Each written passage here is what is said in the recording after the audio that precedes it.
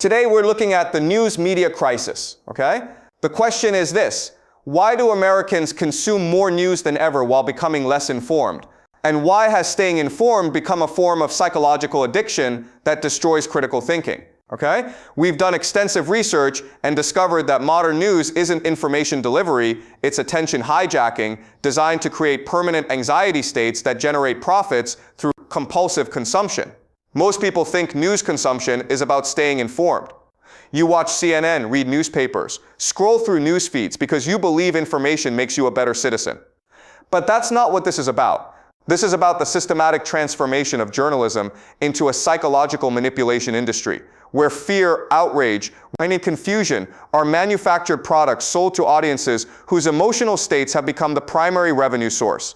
Let me tell you what the research reveals. The average American checks news sources 74 times per day. But surveys show that heavy news consumers are more misinformed about basic facts than people who consume no news at all. Cross-national studies find that humans exhibit universal negativity bias. We're neurologically programmed to pay more attention to threats than positive information. News companies discovered this psychological vulnerability and weaponized it into their core business model. Here's what's really happening. News organizations don't make money from informed citizens. They make money from anxious, addicted audiences who compulsively check for updates they never really absorb. The more scared, angry, and confused you are, the more time you spend consuming their content. The more time you spend consuming, the more advertisements they can serve. Your psychological distress is literally their profit center. The transformation happened gradually. Traditional journalism operated on completely different economic incentives. Newspapers were subscription-based, so their profits came from readers who valued accurate information enough to pay for it. But when news became free through advertising models, the incentives flipped. Instead of selling information to readers, news companies started selling readers' attention to advertisers. This created perverse incentives that corrupted journalism at its foundation. Instead of optimizing for accuracy, comprehension, and civic engagement, news organizations began optimizing for emotional arousal, time on site, and return visits. Stories that made people angry, scared, or outraged performed better in terms of engagement metrics than stories that simply informed. So gradual journalism became emotional manipulation disguised as information. The psychological mechanisms are sophisticated. News organizations exploit what researchers call negativity bias, the evolutionary tendency to prioritize threat detection over opportunity recognition. False news spreads 6 times faster than accurate news on social media, because negative, emotionally arousing content triggers stronger neurological responses than balanced reporting. But this isn't accidental psychological exploitation. This is deliberate engineering of addiction-like consumption patterns using the same techniques deployed by gambling and social media companies. Variable ratio reinforcement schedules through breaking news alerts, intermittent fear stimulation through crisis coverage, social proof manipulation through trending topics, and viral outrage. The research on news consumption psychology reveals something disturbing. People who consume high volumes of news exhibit symptoms identical to substance addiction. Tolerance requiring increased consumption for the same emotional effect, withdrawal anxiety when separated from news sources, and continued consumption despite negative consequences to mental health and relationships. Studies show that people spend an average of 4.7 hours per day consuming news content across multiple platforms. But comprehension testing reveals that most news consumers can't accurately summarize stories they've just read, or explain the context behind headlines they've seen dozens of times. They're not processing information, they're consuming emotional stimulation. The business model requires keeping audiences in permanent states of crisis awareness, without ever providing resolution, context, or actionable information. News organizations discovered that solving problems kills engagement. If you actually understand an issue thoroughly, if you get comprehensive context that allows rational evaluation, you stop feeling anxious about it. And anxious people consume more content than satisfied people. This is why news coverage focuses obsessively on breaking developments, scandal revelations, and conflict escalation, while systematically avoiding historical context, statistical perspective, or solution-oriented reporting. The goal isn't to inform your decision-making. The goal is to maintain your emotional dependency on their information drip feed. Consider how news organizations cover crime, terrorism, or health scares.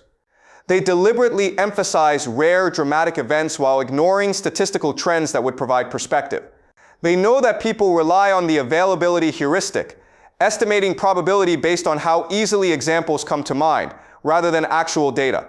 So they flood your memory with vivid exception cases that make normal risks feel like imminent threats.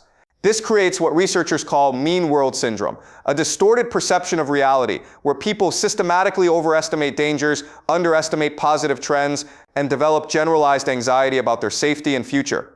But mean world syndrome isn't a side effect of news consumption. It's the intended outcome, because scared people are predictable consumers. The 24-hour news cycle amplified these dynamics exponentially.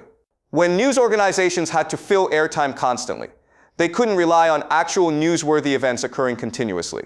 So they developed techniques for manufacturing crisis perception from normal fluctuations in complex systems. Every market movement becomes a potential crash. Every political disagreement becomes democratic crisis.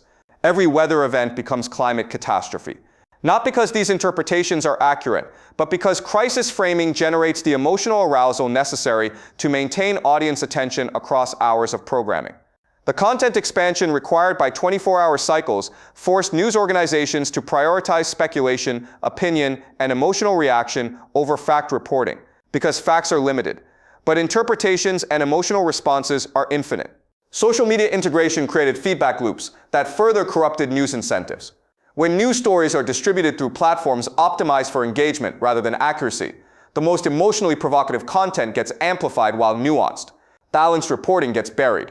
News organizations learned that their survival depended on producing content optimized for algorithmic distribution rather than human comprehension. This is why news headlines became increasingly sensational, why complex stories get reduced to tribal conflict narratives, and why every issue gets framed in apocalyptic terms. Not because the world became more dangerous, but because platform algorithms reward emotional intensity over informational value. Your news diet is optimized for Silicon Valley engagement metrics, not your civic knowledge. The psychological effects are measurable and severe. Heavy news consumers show elevated cortisol levels, chronic stress symptoms, learned helplessness behaviors, and decreased capacity for complex reasoning about social issues. They become emotionally reactive rather than analytically thoughtful, which makes them easier to manipulate through additional fear-based messaging. But here's the crucial point. The news addiction industry actively discourages the kind of deep historical, statistical thinking that would allow people to resist emotional manipulation. They want you anxious and reactive, not calm and analytical. Anxiety drives consumption. Analysis reduces dependency. Think about how news organizations respond to criticism. Instead of improving accuracy or providing more context, they accuse critics of wanting to remain uninformed or being apathetic about important issues.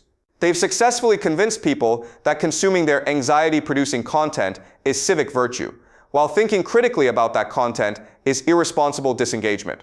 This moral framework protects the addiction industry from scrutiny. If you question whether constant news consumption actually makes you more informed or better equipped to engage with civic issues, you're labeled as privileged, irresponsible, or dangerously ignorant. The industry has weaponized civic responsibility against critical thinking.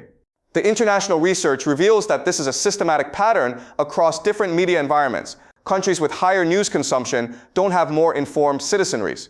They have more anxious, polarized populations with distorted perceptions of social conditions. The relationship between news exposure and civic knowledge is actually negative once you control for education levels. But news organizations don't want you to know this. They commission surveys asking whether people think it's important to stay informed, rather than testing whether news consumption actually improves decision-making or social understanding. They measure engagement rather than comprehension. They track emotional response rather than knowledge retention. The industry has developed sophisticated techniques for creating the illusion of being informed while actually preventing deep understanding. Breaking news alerts that interrupt thought processes. Constant story rotation that prevents sustained analysis. Opinion programming disguised as news reporting. These techniques keep you consuming while ensuring you never develop the kind of systematic knowledge that would make you less dependent on their updates. Consider the difference between news consumption and actual learning. When you study a topic seriously, you start with historical background, examine statistical trends, understand different analytical frameworks, and develop ability to evaluate new information independently. This process eventually makes you less reliant on external sources for understanding. But news consumption operates on the opposite principle. It provides constant updates without context. emphasizes novelty over significance, and fragments information in ways that prevent coherent understanding from developing. The goal is to ensure you always need more information from them, because comprehensive understanding would reduce your consumption. This is why people who follow news obsessively often know less about policy details, historical precedents, and statistical realities than people who occasionally read in-depth analysis or academic research.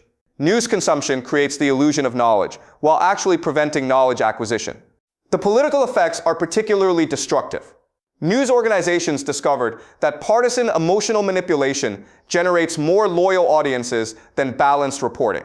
So they develop business models based on tribal identity reinforcement rather than information provision. They're not news organizations. They're political emotional stimulation services. This explains why news consumption increases political polarization rather than improving democratic deliberation. People aren't getting information that helps them evaluate policies or candidates. They're getting emotional conditioning that reinforces team loyalty and enemy hatred. The more news people consume, the less capable they become of rational political analysis. The industry defends this by claiming they're just responding to audience preferences. But that's like drug dealers claiming they're just responding to customer demand. They've deliberately engineered psychological dependency using known addiction mechanisms, then blame users for becoming addicted. The preferences they claim to be serving are preferences they systematically created through manipulation. The solution frameworks being offered are themselves part of the problem. Media literacy programs that teach people to consume news more critically still accept the premise that constant news consumption is necessary for civic engagement. But the research suggests that reducing news consumption improves both mental health and actual knowledge about social conditions. The most informed people aren't heavy news consumers. They're people who occasionally read comprehensive analysis, study historical patterns, and focus their attention on local issues, where they can actually influence outcomes. They've opted out of the anxiety treadmill disguised as civic responsibility. But the news addiction industry has made opting out socially difficult by creating moral pressure around staying informed. They've convinced people that not consuming their anxiety products means not caring about important issues. This moral blackmail protects their business model from rational evaluation. The end result is a population that confuses emotional agitation with political engagement, mistake consuming opinions for developing understanding, and believe anxiety about distant events constitutes civic virtue. They're not informed citizens. They're consumers in an emotional exploitation economy disguised as journalism. The news addiction factory has successfully replaced civic education with psychological manipulation, democratic deliberation with tribal emotional conditioning, and rational public discourse with manufactured outrage cycles. They've convinced people that staying perpetually anxious about events they can't control is responsible citizenship. And this system will continue expanding because anxiety is renewable while information is finite. Once you understand something thoroughly, you stop needing updates about it. But you can be kept anxious about the same issues indefinitely through different angles, new developments, and escalating stakes. Fear is the only news product with unlimited demand. Think about the broader implications. We're witnessing the creation of a society where emotional reactivity has replaced analytical thinking as the primary mode of civic engagement, where people mistake consuming interpretations for developing understanding, where anxiety about distant events is confused with political involvement. This isn't just media dysfunction, this is systematic cognitive sabotage. The news addiction industry has figured out how to monetize the deterioration of critical thinking. They profit from keeping people intellectually helpless, emotionally dependent, and politically manipulable. The more confused and scared you are, the more valuable you become as a consumer of their anxiety products. Your psychological distress is their business model. But perhaps most insidiously, they've convinced their victims that their victimization is civic virtue, that consuming their fear products is moral responsibility, that thinking critically about their content is social irresponsibility. They've weaponized guilt and civic duty to protect themselves from rational evaluation of their psychological exploitation. The research shows that people who reduce news consumption experience decreased anxiety, improved sleep, better relationships, and paradoxically, more accurate understanding of social conditions. But the news addiction industry fights against this knowledge because recovery from news addiction threatens their revenue model. They need you sick to stay profitable. Consider what actual civic engagement looks like versus news consumption. Real civic engagement involves studying policy proposals, attending local government meetings, volunteering for causes you support, and building relationships with neighbors. News consumption involves passively absorbing emotional stimulation about events you can't influence. One builds civic capacity, the other destroys it. The news addiction factory has successfully convinced people that passive consumption of distant drama is equivalent to active participation in local democracy. That feeling anxious about national politics is the same as engaging in community problem solving. That consuming interpretations of events equals understanding those events. This substitution of consumption for participation has weakened democratic institutions while enriching media corporations. Does that make sense, guys? Okay?